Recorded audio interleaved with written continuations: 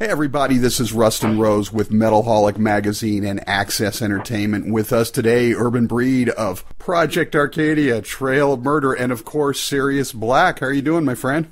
I'm doing just fine. You? I am doing wonderful. You have been very busy. The new Project Arcadia album was this summer, and now the debut Sirius Black album as Daylight Breaks. I heard you say, and since we're getting closer to Christmas, I heard you say you have been very naughty. But yeah, this is exactly what we're here for, I guess. It's a new album. It's great, and it's fantastic to be on here. Well, you were the final piece of the Sirius Black puzzle. With all you have on your plate, what intrigued you to join? It was the fact that we have a lot of interesting people involved, good people that I like a lot. So, and a chance to do a lot of work in many different ways. So the freedom to work together in a studio and separately, and to keep that together like that, that's actually part of it.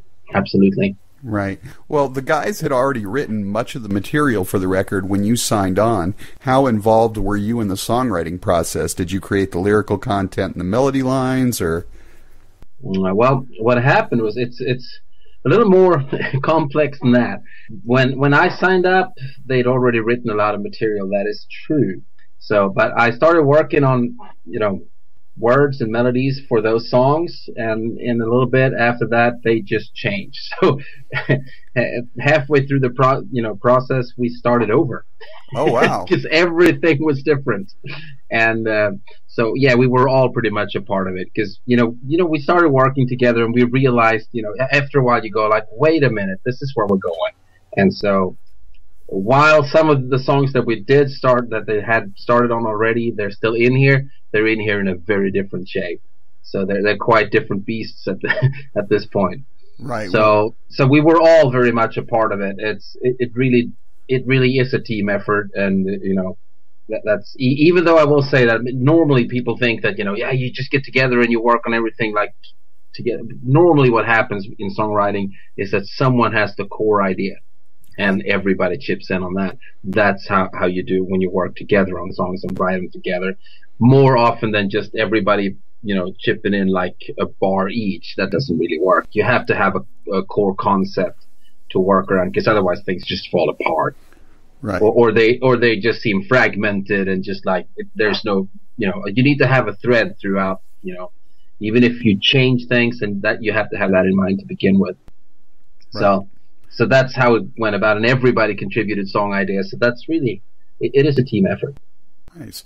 So now the rest of the band is in Europe, and you're now living here in the U.S. How do you work around that with your various projects, which are all basically based across the pond? Well, how that works is, like, on the 15th now, I'm flying over to Europe, and I won't be back here again until like the 16th of March. So that's how that works. So you basically you're going from one side to the other for long lengths of time, huh? That's how it goes, yeah. Now, did you record the vocals here and send them in, or did you fly over to record with the band? Both, but the final recordings are mostly done here in the U.S. For the vocals. But we did, all work together in the studio first, and it's just like I've told other people before, that I do not want to expose anyone to the torment of my process when I'm going through the recording of an album, because I am meticulous. so that's something I don't want to torment anyone. So the stuff we did in Munich, most of it is not on the album, but it gave the others a sense of where I was going and where we were going. Right. And there are bits still left in there that were like, okay, got it absolutely right the first time, let's keep that. But for the most part, it's been reworked, and that's how we did everything. We recorded everything together, and then we polished it up on our own, because there's no point in just sitting around waiting for someone to lay down new guitar tracks because he thinks he can make them slightly better. You know what I'm saying? Right. So you work together, get the chemistry going, and then we take it apart and polish it up a little bit. And how we did it. I think it's a really good way to work. Nice. So tell us about the debut album, As Daylight Breaks, then, from your perspective, because I know I've started listening to it this weekend to get my feel for it, and I've got a vague idea of what I'm thinking of it right now, but you really want to listen to it a few more times. But tell us about the album from your point of view. Well, from my point of view, it is, I think it's very obvious that we have a similar but dissimilar past. I mean, all the members. Right. Because you hear you hear songs that have one kind of flair and other songs have a different flair. But since we're all playing on each of them, there is a common tone to it anyway. So, because you have my vocals on every kind of song style we have. You have Roland's guitars in every song, and you have Toman's drums, you have Mario's bass, Domi's guitars, you have Jan's keyboards, and we're all, our personalities shine through in every song, and the strength of it all is basically the fact that we have song ideas from all over the place too. So the song ideas are very different, and the end result works out as a whole because we were all working on it. So that's how I think of this album, and I also think of this album as a very good start. This is something to build on. Right. Well, when I listen to the album, I notice that too. There's a lot of variation in the different styles of songs, which is nice because it makes it flow better. You're not just hearing the same thing repeated over and over again, but there is a great amount of continuity in how it flows together, so it sounds like one solid piece. Yes, and I think that what I just said before, that it kind of explains how that is and why that comes across that way. So you were saying that when you guys originally had the songs sort of there together, once you actually started working, they all pretty much changed. Are there one or two songs on the album that sort of just really evolved completely, that sort of surprised you, that took on a life of their own? Or yes, there is this one track called "Listen to the Storm" that really surprised me with the end result. It was also, this is something I haven't really told anyone before, it's also the one song that I was the most agitated when I was working on it. I was really upset because I was going like, this does not make any sense. So I was fighting with everybody. We need to take this part out. We need to take this out. We need to put something else in here. And I was so frustrated with it. And everybody was, we were starting, things were heating up, heated debates. And eventually we came up with a good way where we're all happy. And I'm really happy with the song as it is today. So that was a team effort in every kind of way, including the heated arguments and things like that. It's also a very good thing that this happened because we learned a lot about each other this way.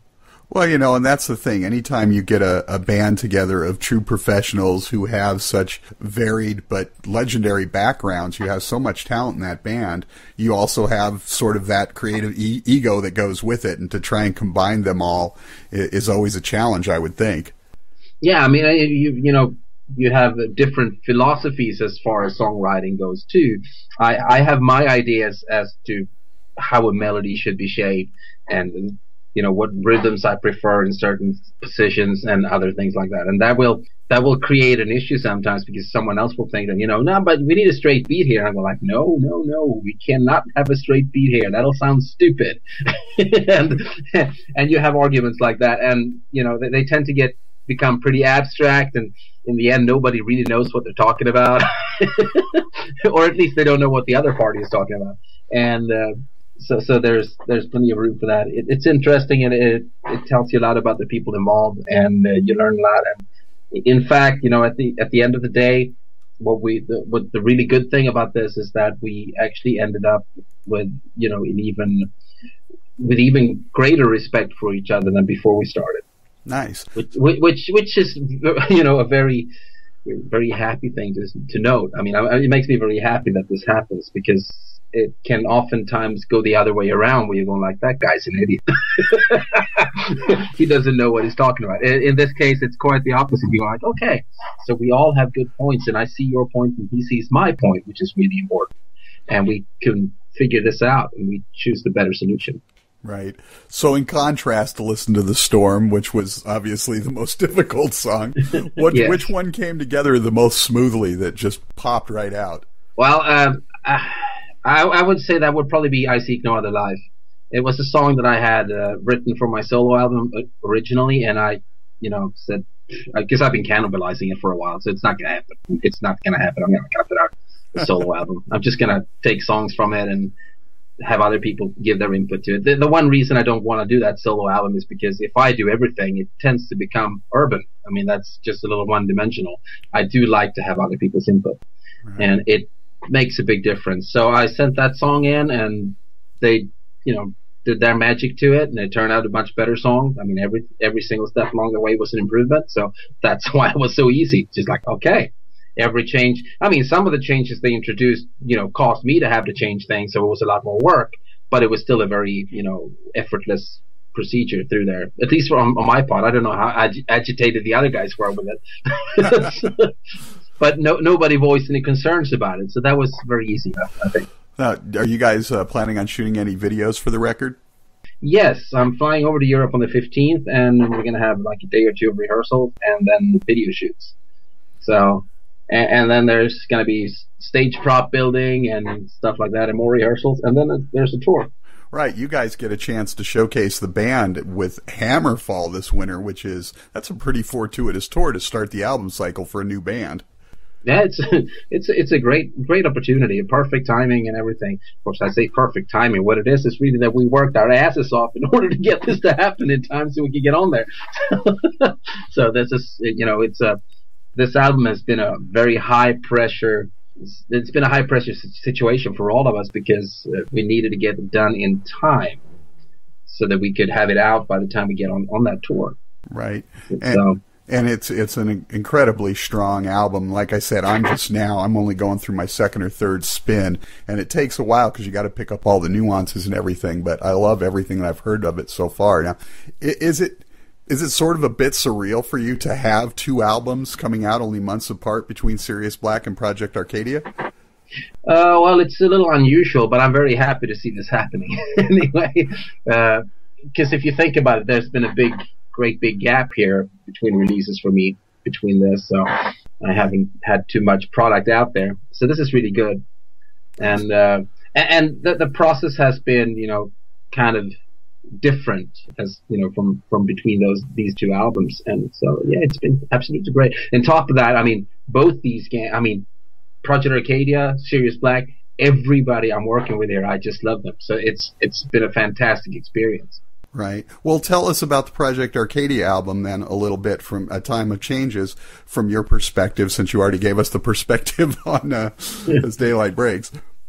Yeah, well, for that I stepped in, and all the songs were written. Almost all the songs were written. I think we just wrote 2 songs after I got on board with that one, and they had the words, they had the melodies, everything was written. But the thing is, they said, we have all this done. Feel free to change anything in the vocal department. I was given free rein in that, and that was fantastic. It was a great experience because they trusted me to do my part, and I think that actually taught me a lot about how to approach this thing with Sirius Black too, because they trusted me to do my part, that I knew what I was doing. It actually taught me that I should perhaps trust Toman to know drumming. It taught me that Roland's guitars, he knows what he's doing. Mario's bass, I'm gonna trust these guys that they know what they're doing, and so that's something I picked up, and that's probably the biggest lesson I learned from Project Arcadia, and that's really important to take into consideration. Because if you think about it, if you hire somebody on and you ask somebody to do something for you, maybe you should, before you do this, you should ask yourself, do I trust this person? Right. And if you do, then you go ahead and you let them do their job. So with Project Arcadia, so I went through this process, and they paid me to do that album, and I said, when we were done, I said, this has been such a great experience, you guys. I love you all. Can I please be a member instead? You don't have to pay me anymore. I would love to be a member of this because it's been such a pleasure working with you, and you are fantastic people. And so that's what happened. Right, and it definitely, to my ear, it turned out to be a much stronger album than the first effort was. So I think it's definitely heading in the right direction. Well, I think I mean, it's like the first album is not bad, and the previous singer is not bad. I just think that what they needed was someone with an outside perspective to come in and look at the vocal melodies and the vocal lines and put that bit into there, because the rest of everything that they put in was just fantastic. Right. So that was all that was needed, and I think it's perhaps easier sometimes to step in from the outside and take a look at what's been going on and do some work than being, starting in the middle and just doing everything on your own.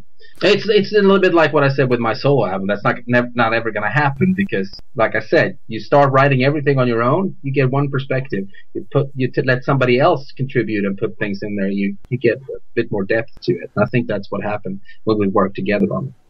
Well, that's sort of a nice segue to my next question, because at the time you joined Project Arcadia, you said you were sort of trying to scale back your musical projects, and I had asked Mike Portnoy about this one time, because he's involved in like 30 things at once. Now Sirius Black's in the picture. How do you juggle so many irons in the fire, and do you ever worry that it might dilute your creativity to spread yourself so thin? Actually, at this point, I'm very, very busy. But it's also very, very clear what I need to do, so that makes it easier. Mm-hmm. And with Sirius Black, we have a far more structured, way of working with it. That it doesn't really create any complex problems, because it's going to be very easy to see when I need to do what, and I'll just fit in, Project Arcadia between the Sirius Black, and there'll be enough time with that, so that's all right. But I will absolutely not take on anything else. That's not going to happen. Well, so where does that leave you with Trail of Murder? Is that just sort of in limbo now, or? Oh, well, right now that's like third on the list of priorities, because it's just going to have to be, because I'm very busy with Sirius Black. We just put out Project Arcadia, and these things are working just fine. I'm gonna go with that. Gotcha.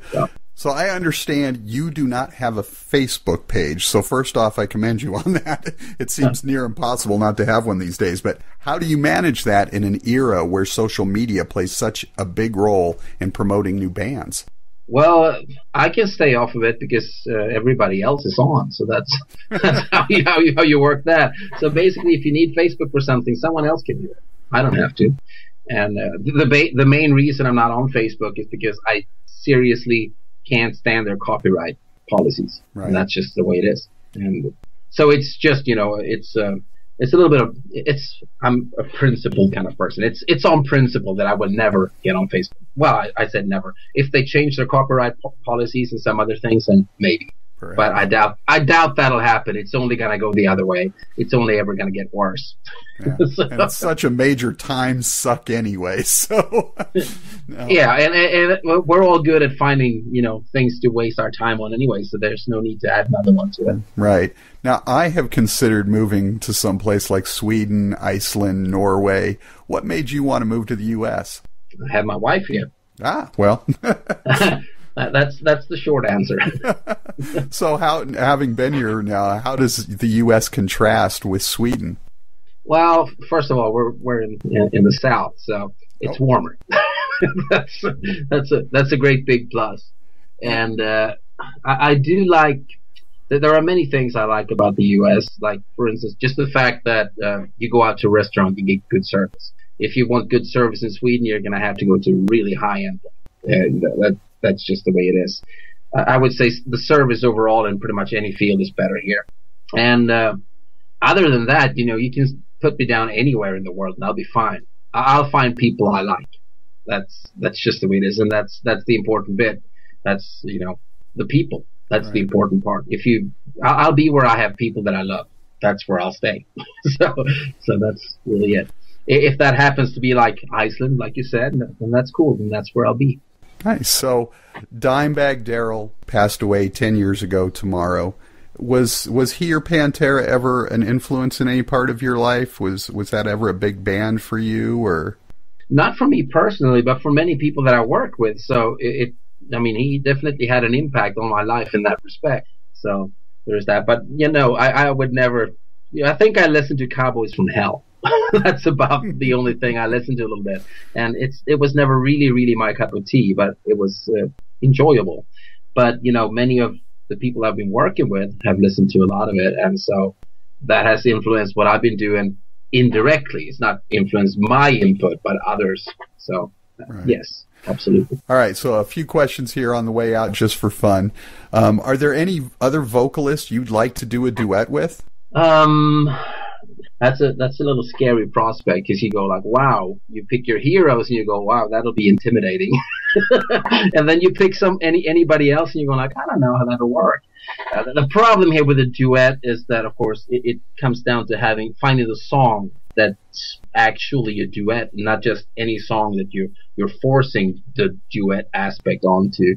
Right. It actually takes, I've been thinking about this for a while because I wanted to do it, but I would actually have to write the song to become a duet to begin with, and that's something that I've never really done, so it's a little tricky.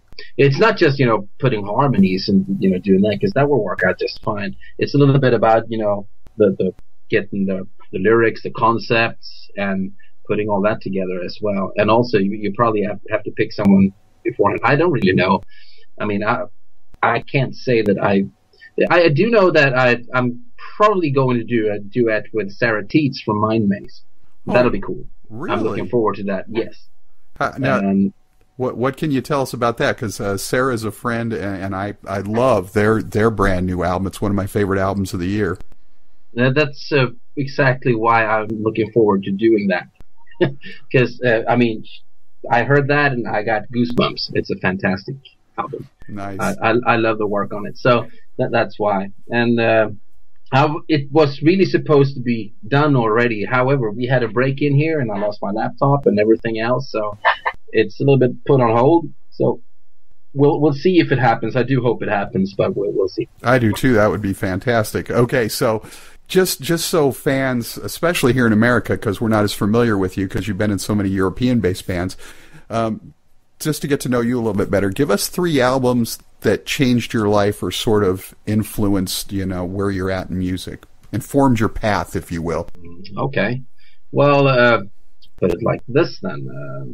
Rage for Order, Queensryche, Power Slave, Iron Maiden, and Nursery Crime, Genesis. But I mean, that's still a lot. I mean, these are, I could pick albums that have changed my musical direction a lot more than these. But these were things that really grabbed me early on and made me really want to do music. And so that's probably what you were asking anyway. So yeah, I guess those 3 will have to stand for that. We'll take those. So last question before we get out of here, just for fun. It's the pointless question of the week. If you could appear on any television series, what would it be?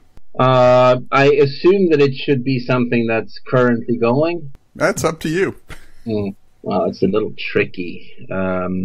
You know what? I would have loved to appear on Fringe when that was aired. You're the first person to ever give me that one. Why Fringe?